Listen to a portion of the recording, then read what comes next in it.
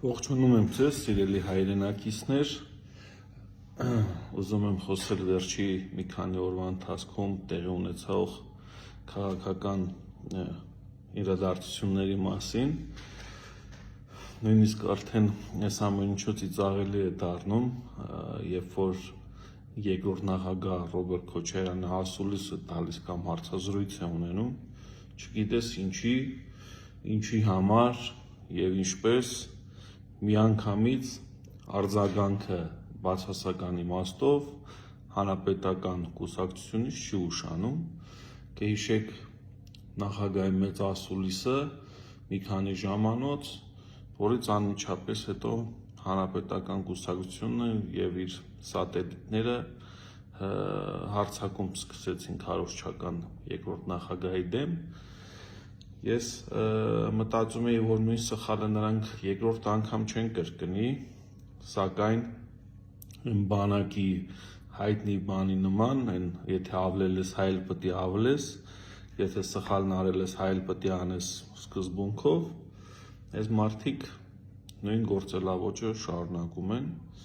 Երկրորդ նախագահը ասուլիս տվեց եւ իր ասուլիսի ընթացքում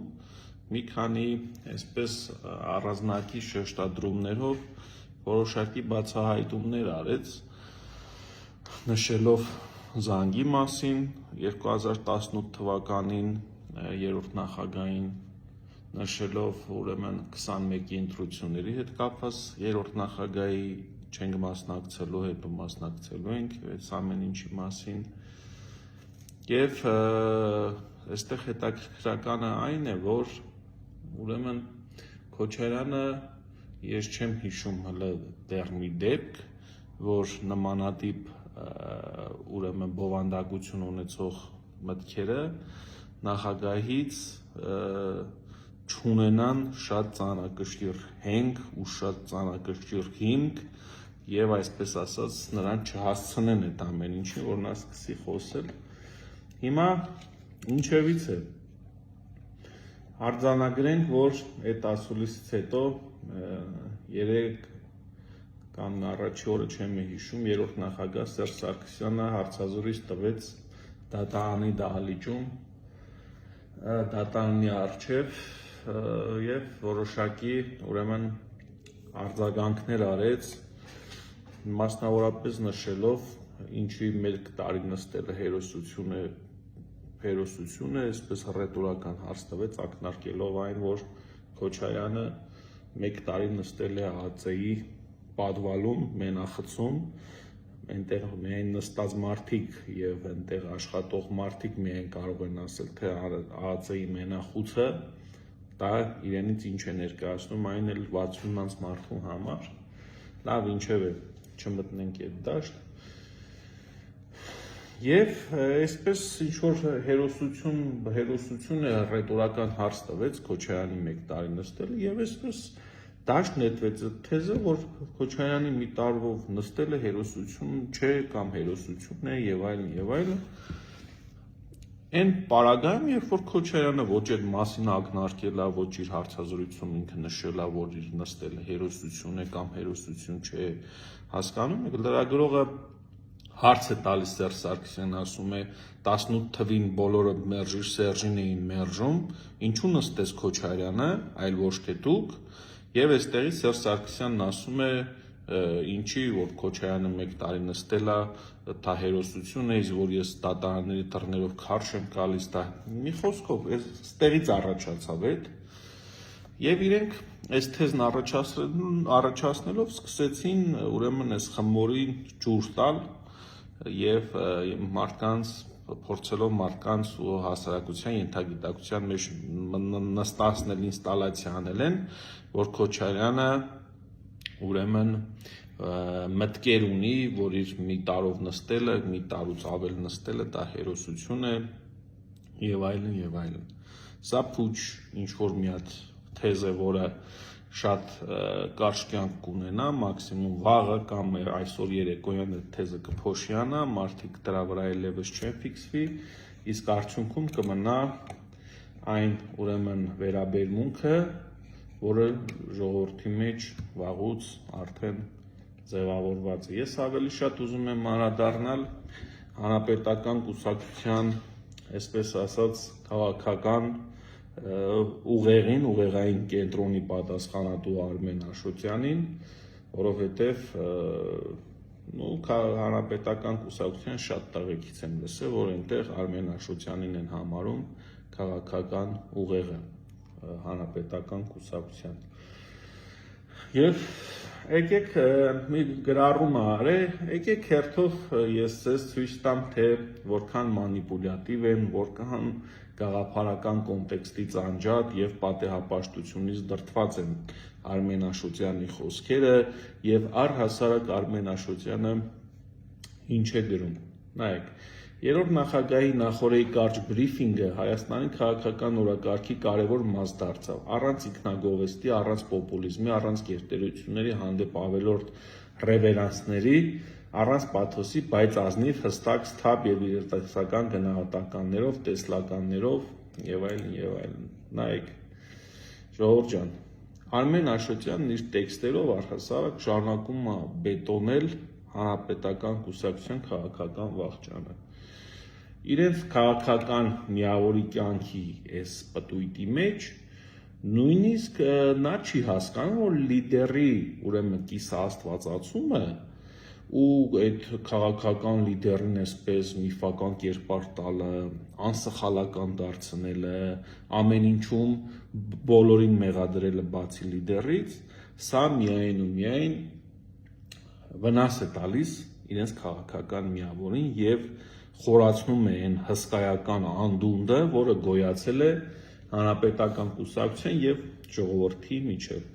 Ու անկեղծորեն ու առանց հեգնանքի եմ ասում, որ մի այսպես վիրտուալ իրականություն է ստեղծվել իրենց ներսում։ Իրենք իրար մի 500 հոգով կամ չգիտեմ 600 հոգով կամ 200 հոգով լայքում են, իրանք իրար տարածում են, այսպես իրենց կոմենտարիաներ են գրում եւ կարծում են, որ դա հայկական իրականությունն է եւ կարծում են, որ դա ուրեմն հայ ժողովրդի կարծիքն է։ Սա մի հատ հսկայական մեծ մոլորություն է, բայց հաճելի մոլորություն է իրենց համար, որովհետեւ այնինչ իրենք որ անում են, դա իրենց դուր է գալիս, ու դա իրենց դուր է գալիս այն պարզ պատճառով, քանի որ իրենց քաղաքական առաջնորդին է այդ ամեն ինչը դուր գալիս, որովհետև դա է միայն ինքնաբավարարումի եւ ինքնամաքրումի այս բարդույթը սնուցելու գինը, այսպես ասեմ, հասկացողը կհասկանա։ Ու շարունակենք երևի Աշոտյանի մտքերը։ Հասկանալի է, որ քաղաքական դաշտի հիմնական դերակատարների շուրջ ձևավորված ճամբարներն ի վիճակի չեն բաց աչքերով, բաց ականջներով եւ բաց ուղեղներով ընկալել Սերժ Սարգսյանի խոսքը։ Մարգարեա Սերժ Սարգսյանը կամ Կանտի ու Հեգելին հասարակությունը կարողանում է ընկալել, Արիստոտելին ու Սոկրատին կարողանում է ընկալել, Դիոգենեսին եւ Դեմոսթենեսին կարողանում է ընկալել հասարակությունը, բայց Սերժ Սարգսյանի մտքերը մի քիչ անհասեն հասարակ մահկանացուների համար, սա եւս մի sense կիսաստվածացման փորձ։ Երրորդ նախագահի ուղերձների հասցեատերը նրանք չեն, այլ հյուծված տարակուսած սեփական դարդերի ու հոգսերի մեջ թաղված ապատիկ հայ հասարակությունը, ում ուղեղը կեղծիքներով, ստերով, մեծ խոստումներով եւ գեոպոլիտիկ հեքիաթներով լվանալու անխնա ջանքեր են գործադրում այս կամ այն ճամբարը սպասարկող քարոզիչները։ Ես սա չգիտեմ, քաղաքական մազոխիզմ եմ արդեն համարում, այս մարդիկ, չգիտեմ, սա ոչ միայն հոսքին հակառակ լողալ է, սա հոսքին հակառակ լողալ չի արդեն, սա, չգիտեմ, մի հատ այլ մոլորակի, այլ իրականություն է, որտեղ ընդհանրապես Հայաստան հայ մարդ գոյություն չունի, որովհետև հերթական անգամ ապատիկ իրականության մեջ հայ ժողովրդի ուղեղները լվանում են կեղծիքներով, ստերով, մեծ խոստումներով եւ պոլիտիկ հեքիաթներով։ Կարծես այս հայ հասարակությունը սրանից 10 տարի առաջ կամ 15 տարի առաջ չի ապրել։ Վերջի 15 տարում այս հասարակությունը չի ապրել։ Եվ սրանից 15 տարի առաջ հայերը գտնվում էին Մարսի վրա կամ Յուպիտերի վրա Եվ Հայաստանում լրիվ ուրիշ մարդիկ էին ապրում, եւ հանրապետական իշխանությունը լրիվ ուրիշ ազգի ու լրիվ ուրիշ մարդկանց ուրեմն իշխանություններ ու մարդիկ անհաղորդ էին այս ամեն ինչին, այն ժամանակ ինչ, չգիտեմ, մեծ ստեր, մեծ խոստումներ ընդհանրապես չի եղել հայ ժողովրդի վերջին 15 տարվա ընթացքում, որ նրան խաբեն, մեծ ստերով կերակրեն, այլ ընդամենը վերջին Նիկոլի կառավարման տարիներին, ինչևէ, այստեղ Աշոտյանը ցանկանում է, ոչ թե ցանկանում է, ակամայից նշում է հասարակության եւ ժողովրդի հավի հիշողություն ունենալու հանգամանքը, փորձում է ջնջել ժողովրդի հիշողությունը, ինչևէ, ավելի կարևոր բան, կարևոր էր, որ երրորդ նախագահը մերժեց 18-ի իրադարձությունները այլասերելու, շահարկելու, քաղաքական կոնյունկտուրայից ելնելով վերագնահատելու ընդդիմադիր դաշտի հայտնի շրջանակների օրակարգը, այս քոչարյանականներին նկատի ունի։ Եվ դա արեց ոչ թե 18-ի մասով ասելիք չունենալու, ինչ որ բան կոծկելու կամ սեփական սխալներ թաքցնելու մտադրությամբ, այլ որովհետև հիմա, երբ երկիրը հերթական ճակատագրական եւ անդառնալի կորուստների նախաշեմին է, դրա վախտը չի։ Սա էլ ժարգոնային լեզվով ասած նամիկատ է անում երկրորդ նախագահի այն խոսքին, որ զանգահարել էր 18 թվականին Սերժ Սարգսյանին եւ ասել, ուրեմն ինչ ես մտածում, ձնագնդիկի էֆեկտով վտանգը մեծանում է, ինչին ի պատասխան երրորդ նախագահն ասել էր, որ ամեն ինչ կոնտրոլի տակ է, ամեն ինչ վերահսկողության տակ է։ Նայեք ժողովուրդ, ես մի անգամ եւս նշել եմ, որ 2018-ի իրադարձությունների մասին մինչև մոտավոր ավելի ճիշտ հստակ պատկերացում չկազմի հայ ժողովուրդը, վերաիմաստավորման, վերարժևորման, սխալների հետ առերեսման ոչ մի հույս պետք չէ ունենալ, որովհետև մեծ սուտը թաքնված է այստեղ եւ ավելի մեծ սուտը թաքնված է արդեն 2008 թվականին եւ այսպես հետ անցյալի ճանապարհը մաքրելով մինչև չզուլալվեն ջրերը, ապագայի ճանապարհը չի բացվելու, չի երևալու ապագայի ճանապարհը։ Ժողովուրդը եւ առհասարակ հայ մարդը իրավունք ունի իմանալու, թե ինչ է տեղի ունեցել 2018 թվականին։ Ես 18 թվականին հրապարակում չեմ եղել, չեմ գոռացել մերժիր Սերժին, չգիտեմ, այդ փողոց փակելու արարողություններին չեմ մասնակցել։ Ես իրավունք ունեմ հասկանալու, թե 2018-ին ինձով քաշեց, ով կոպիտ ասած կոշկեց ինձ, ով վաճառեց իմ հայրենիքը, ով կոլապսի եւ կործանման բերեց Հայաստանը։ Սա արդար պահանջ է եւ սրանից անընդհատ պետք է խոսվի, որովհետեւ մենք տեսնում ենք, որ այս թեմայից խոսելուց, թե ինչ է տեղի ունեցել 18-ին, մենք կպնում ենք Աշոտյանի ասած որոշ շրջանակների ցավացող տեղին, եւ այդ մրմուրը ստիպում է նրանց խոսել եւ նույնիսկ սուտ խոսելու պարագայում ճշմարտությունը ակամայից ջրի երես է դուրս գալիս։ Հերթական անգամ Աշոտյանն ասում է դրա վախտը չի, չգիտեմ թե երբ է դրա վախտը, միգուցե երբ որ իրենց մտածելով իրենք վերարտադրվեն այս կամ այն ինչ-որ քաղաքական ֆիգուրի միջոցով եւ այդ քաղաքական ֆիգուրի միջոցով էլ զուլալվեն, այդ հեղափոխությունը չակերտել գցեն ուրիշ գործիչների ջեբը ու ցույց տան ժողովրդին, ասեն տեսեք ինչ ա եղել իրականում, բայց ժողովուրդը դա էլ է հասկանում։ Անցնենք առաջ, Սերժ Սարգսյանը չի հանրայնացնում մասնավոր զրույցները, մասնավորապես եթե դրանք տեղի չեն ունեցել եւ հատկապես եթե դրանք տեղի են ունեցել, մանիպուլյացիա է հստակ, զրույցը տեղի է ունեցել։ Որոշ շրջանակներ առանձնահատուկ դյուրագրգռվել են երրորդ նախագահի գնահատականից այն մանիպուլյատիվ եւ պատիվ չբերող թեմային, թե բա ինչու մերժեցին Սերժին, բայց նստեց Քոչարյանը։ Սա նույնպես լրագրողի հարցն է Սերժ Սարգսյանին, որը Քոչարյանի ասուլիսի հետ ընդհանրապես կապ չունի։ Քոչարյանը սրա մասին, ինչու եմ ես նստեի, եթե մերժում է Սերժին, Քոչարյանը նույնիսկ թեթևանքի անգամ սրա մասին ակնարկ չի արել։ Անցնենք առաջ։ Մի քիչ բանականություն եւ մի քիչ բարոյականություն ունեցող ցանկացած մեկը կհասկանա, որ նախ 18-ի իշխանազարդման գործող ռեժիմը 18-ին իշխանազարդումը տեղի ունեցել, նայեք, չմոռանաք։ Թափեց իր մաղձի առաջին չափաբաժինը Սարգսյանի հանդեպ, իսկ հերթական ստորությունները երրորդ նախագահի իր ընտանիքի շրջապատի ու թմի հանդեպ երկար սպասնել չտվեցին։ Կհասկանա, որ Նիկոլի համար մարտի 1-ի թեման, որով երկրորդ նախագահային քաղաքական հետապնդման ենթարկեցին եւ նստացրեցին քաղաքական թիվ 1 շահարկման սյուժեներից է եւ բնական է, որ այդ անբարոյականության թիրախում նախ այդ պայն երկիրը ղեկավարող անձն էր։ Այստեղ արդեն Աշոտյանը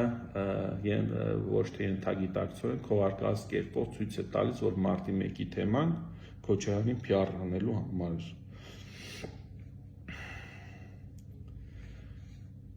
Մասնավոր զրույցների մասին է խոսում Աշոտյանը, որ չի բարձրաձայնում մասնավոր զրույցները։ Հիմա դե եթե չի բարձրաձայնում մասնավոր զրույցները երրորդ նախագահը, Հայկ Մամիջանյանը ումից է իմացել, որ հանդիպման ժամանակ երկրորդ նախագահ Քոչարյանը Սերժ Սարգսյանին խնդրել է մասնակցել ընտրություններին։ Մամիջանյանը այդպիսի միտք ասել, որ Քոչարյանը Սերժին խնդրել է մասնակցել ընտրություններին։ Եվ Քոչարյանի արձագանքը, որ Սերժը ասում էր ես ընտրություններին դեմ եմ եւ հետո մասնակցեց ընտրություններին եւ այլն, գալիս է ստեղից։ Եթե Սերժը չի հանրայնացնում մասնավոր զրույցները, այն էլ Քոչարյանի հետ, Մամիջանյանը կամ մուտիլովկա է անում, կոպիտ ասած, ես Մամիջանյանը վիրավորելու բնավ ցանկություն չունեմ, կամ դուք եք խաբում։ Մամիջանյանն ասում է Սերժին Քոչարյանը խնդրել է, որ մասնակցի ընտրություններին։ Հասկանում եք, չէ՞, որ դա չի կարող մի, չգիտեմ, մասսայական ինչ-որ մի տեղ լինել եւ այլն։ Դա խիստ նեղ կռուգով, այսպես կոպիտ ասած, հանդիպման ժամանակ է ակնարկում, չէ՞, Մամիջանյանը, որ Քոչարյանը խնդրել է Սերժին։ Եվ Քոչարյանին այս հարցը տալիս են, ասում են Սերժի, ուրեմն թիմակից Մամիջանյանը, ով նաև կա, եթե չեմ սխալվում, Սերժ Սարգսյանի սանիքն է, այսպիսի բան է հայտարարում։ Քոչարյանն ասում է Մամիջանյանն է հայտարարողը, ճշգրտում է անում, ասում են այո, Քոչարյանը արդեն ստիպված նոր մասնավոր զրույցի, այսպես գաղտնազերծում է անում, որպեսզի ժողովրդի մոտ հանկարծ կարծիք չառաջանա, որ Քոչարյանը Սերժին պետք է խնդրի մասնակցել ընտրություններին, նամանավանդ որ Քոչարյանը բացատրում է շատ հանգամանալից, որ Սերժի ընտրություններին մասնակցությունը Քոչարյանին ավելի վնաս էր։ Սա էլ էս մասով, որ ասում է Սերժը չի հանրայնացնում մասնավոր զրույցները։ Եթե չի հանրայնացնում մասնավոր զրույցները, Մամիջանյանը այդ որտեղից գիտի, որ լրագրողներին այսպես ոնց է հանրայնացնում այդ խոսակցությունը։ Լավ, սա էլ է հերթական մանիպուլյացիա, ասենք մեծ ուղեղ պետք չի էս ամեն ինչը տեսնելու եւ հասկանալու համար։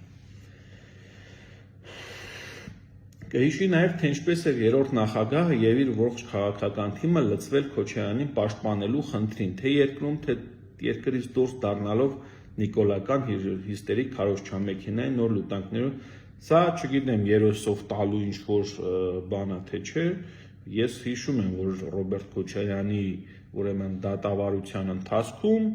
երբ որ նա կրում էր ապօրինի անազատություն, ես հիշում եմ հանրապետական դեմքերի, Երևելիների, Շարմազանովին, Աշոտյանին, հիշում եմ, որ գալիս էին եւ դատարանի առջեւ իրենց սատարողն էին հայտնում, ազատություն էին մաղթում Ռոբերտ Քոչարյանին եւ այլն եւ այլն։ Պարոնայք, ձեր քաղաքական լիդերի ուրեմն լեքսիկոնով էլ հենց ձեզ արձագանք է, մեծ հերոսություն չի դատարանի առջև գալը ու Ռոբերտ Քոչարյանի ազատություն պահանջելը։ Սա էլ էսպես նամանավանդ, որ հակառակ ճամբարից էլ ես կարող եմ բազմաթիվ անուններ տալ, ովքեր Facebook-յան գրառումներով, հասարակական իրենց գործունեությամբ ուրեմն անընդհատ նշում էին, որ ապօրինի ուրեմն հետապնդում է իրականացվում Աշոտյանի շուրջ, Մամիկոն Ասլանյանի շուրջ եւ այլն եւ այլն։ Այսինքն ինչ որ դուք տվել եք, նույն վերաբերմունքը դուք ստացել եք։ Դա այսպես երեսով մի տվեք, հերոսություն չեք արել։ Երբ Քոչարյանին հետապնդում էին, Սերժը նրան պաշտպանում էր, ուստի հազարապատիկ զավեշտ տալի է եւ թեթևաբարով, երբ հետապնդում են Սերժին, ոչ միայն չպաշտպանել նրան, այլ մի հատ էլ կեցված կընդունել, թե բախի Սերժը չի նստել։ Սա էլ Քոչարյանի ասուլիս հետ ընդհանրապես կապ չունեցող խոսույթ է, բայց սրան էլ արձագանք եմ։ Սերժը Քոչարյանին պաշտպանում էր, երևի Սերժի պատկերացումները իր վաղեմի մարտական ընկերոջ պաշտպանության հարցում Արտուր Վանեցյանի Քոչարյանին կալանավորողի հետ դաշին կազմելն ու նրա հետ ընտրությունների մասնակցելն էր։ Ես չգիտեմ, Սերժը Քոչարյանին պաշտպանում էր, սա ես ուղղակի բառեր չեմ գտնում ժողովրդին եւ մարդկանց այս աստիճանի էշի տեղ տնել, սա ուղղակի չեմ հասկանում, թե սա ինչ է։ Սերժը Վանեցյանի հետ դաշինք է կազմում, Վանեցյանի հետ մասնակցում է ընտրությունների, այն Վանեցյանի, ով ուրեմն Սասուն Խաչատրյանի հետ Նիկոլի հեռախոսային հրահանգով կալանավորում է Քոչարյանին ապօրինաբար, հետո ինչ-որ հարցազրույցներ էր տալիս կոնգրեսի թալանի հետ կապված եւ այլն, էդ էլ չբացահայտվեց իհարկե, որովհետեւ տակը բան չկար, եղածը ջուր էր։ Նիկոլի ԱԱԾ-ի պետի հետ դաշին կազմած Սերժը, ով կալանավորել էր Քոչարյանին եւ ուղարկել ազգային անվտանգության ուրեմն մենախոս, Սերժը սրա հետ ուրեմն դաշինք է կազմում եւ հենց դրանով Սերժը պաշտպանում է ուրեմն Քոչարյանին, չգիտեմ։ Լավ, անցնենք առաջ, Աշոտյանը ուրեմն հայտնի է իր այդ լավաշ ստատուսներով, գանք վերջին ամփոփիչ մտքին։ Իդեպ պետք է հիշեցնեմ հերոսության հարցի շարժողներին, որ ինչպես գրքում հստակ խոստովանել է Քոչարյանը, նա վերադարձավ մեծ քաղաքականություն եւ համալրեց Փաշինյանի դեմ պայքարողների մեծ շարքերը հենց իր դեմ ապօրինի եւ անձնավորված հետապնդման հետևանքով։ Չգիտենք ինչպես կդասավորվեր երկրորդ նախագահի քաղաքական ճակատագիրը, եթե Նիկոլն իրեն չբանտարկեր, գրել է նա։ Տեսեք, ասենք լավ բան է, էլի, նույնիսկ քաղաքականության մեջ քաղաքական բարոյականություն ունենալը լավ բան է։ Մարդը, պոտենցիալ ընտրողը տեսնում է մարդը բարոյական է, թե բարոյական չէ։ Նայեք, Քոչարյանի ես ամենասկզբից է նշել եմ, որ Քոչարյանը իր ասուլիսում ընդհանրապես իր նստելու հետ կապված եւ իր նստելը հերոսություն որպես հրամցնելու հետ կապված ոչինչ չի ասում։ Բայց այստեղ Աշոտյանը ուրեմն միքս է անում Քոչարյանի չասածի եւ Քոչարյանի ասածի միջեւ։ Քոչարյանի ասածն է նա, որ ինքը թոշակի էր անցել եւ իր հանդեպ կիրառված ուրեմն ապօրինի քրեական գործի պատճառով վերադարձավ Հայաստան, ինչն ստիպեց իրեն նորից մտնել քաղաքականություն եւ այն, սա Քոչարյանի ասածն է, իսկ Քոչարյանի չասածը այդ նստելու, չնստելու հերոսության հետ կապված։ Ու ստեղ ինքը իր նախադասության մեջ տեսեք ինչ ասում է, իդեպ պետք է հիշեցնեմ հերոսության հարցի շահարկողներին։ Այսինքն սա այս թեման իրենք սարքում են ու կպցնում են Քոչարյանին։ Քոչարյանը սրա մասին չի խոսել, ինչ հերոսություն, նստել, հերոսանալ, նստելով, չհերոսանալ եւ այլն։ Եվ այստեղ ակնարկ է անում, ասում է հարց է, մենք չգիտենք Քոչարյանը ուրեմն կվերադառնար քաղաքականություն, եթե Նիկոլը իրեն ապօրինի ուրեմն մեղադրանք չառաջադրեր։ Սրանով էլ Արմեն Աշոտյանն ուզում ասել, որ Քոչարյանը անտարբեր կմնար, Արցախը կհանձնեին, հարցը անտարբեր կմնար, թե չէ, իսկ ակնարկի մեջ ուզում ասի, որ եթե գործ չհարուցեին, ինքը անտարբեր էլ կմնար, ինքը ոչինչ էլ չէր անի, Արցախ կհանձնեին, Արցախ կտեղահանեին, պատերազմ կլներ, պատերազմ չէր լինի, Հայաստանը կոլապսի կենթարկվեր, չէր ենթարկվի, հարցը Քոչարյանը կմասնակցեր, նայեք ինչի մեջ է մեղադրում Քոչարյանին անուղղակիորեն։ Հասկանում եմ, որ ձեր քաղաքական միավորն այլևս աղանդավորական ինչ-որ մի շարժում է, բայց որոշակի չափ գոյություն ունի, որը չպետք է անցնեք, էլի, որոշակի չափ։ Քոչարյանի կյանքը, իր ապրած կյանքը, իր հետագիծը, դա ոչ միայն հերոսությունը, դա նաև այսպես մարդ անհատը, մարդ արարածը հայ տղե, պետք է կյանքի հետագիծ այսպես կարդա ու ինքն իր համար կյանքի ուղենիշներ ստեղծի, կարծրատիպեր ստեղծի, թե ոնց պետք է ապրի իսկական տղամարդը։ Եվ ըստ կոնտեքստի հետ կապված ուզում եմ մի փոքրիկ պատմություն հիշեցնել, որ Ռոբերտ Քոչարյանը, երբ որ գտնվում էր արտերկրում եւ նրա վրա քրեական գործ են որոշում հարուցել, Քոչարյանը անսպասելի վերադառնում է Հայաստան, չեմ ուզում փակագծեր բացել, դա եթե հարկ լինի, հենց ինքը Քոչարյանը թող խոսի այդ մանրամասներից, անսպասելիորեն վերադառնում է Հայաստան, այնքան անսպասելի, որ դեռևս չհասցնեն ուրեմն քրեական գործը կարել եւ գալիս է, ասում է, եկել եմ, պայքարելու եմ, պետք լինի կնստեմ ու ամենավերջում էլ կկրեմ։ Ու եւս մի բան, Քոչարյանի քրեական գործը մարտի 1-ի հետ կապված, գործի նյութերը, բովանդակությունը, հատորները, այսպես հատորները որ կան քրեական գործը, դրանք կազմված են դեռևս Նիկոլ Փաշինյանի իշխանության գալուց շատ տարիներ առաջ։ Մարտի 1-ի գործը բովանդակային առումով Նիկոլ Փաշինյանի իշխանության գալուց հետո էական փոփոխության չի ենթարկվել։ Սա էլ որպես գիտություն մեր ուրեմն հայրենակիցներին եւ որպես ամփոփում սիրելի հայրենակիցներ, ես չեմ վախենա ասել, որ Հայաստանի ներքաղաքական իրականության մեջ գրեթե բոլոր քաղաքական միավորները, որոնք իրականում քաղաքական միավորներ չեն, այլ լիբերալիզմի, այսպես նեոլիբերալիզմի մանր բջիջներ են, սրանց 99%-ը կոնսենսուս ունի Ռոբերտ Քոչարյանի դեմ։ Ռոբերտ Քոչարյանի դեմ պայքարում են աջից, ձախից, վերևից, ներքևից, հանրապետականից, քաղաք պայմանագրից, այդ ԼԳԲՏ-ներից, չգիտեմ, Բաբաջանյաններ, մի խոսքով Հայաստանի քաղաքական որ միավորին դու նայում ես, այդ միավորը ուրեմն պայքարում է Ռոբերտ Քոչարյանի դեմ։ Իսկ սա նշանակում է, որ Ռոբերտ Քոչարյանը ընթանում է ճիշտ ճանապարհով,